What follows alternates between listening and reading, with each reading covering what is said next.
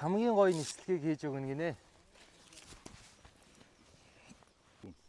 Чигээрээ гүн, догдорч болохгүй, сууж болохгүй, гүн өөр хэлнэ. Шийдэл урагшаа.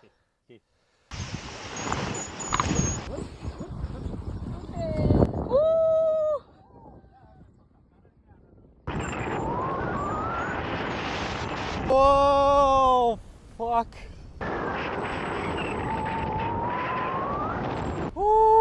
Ямар гоё юм бэ. Үгээр хэлэхэд айгүй хэцүү. Ааха. Хэмжээг авдаг байна. Гадч оруулаа. Яг Ямар гоё юм бэ. чөлөө. Тийм бэ. Гайхалтай юм аа.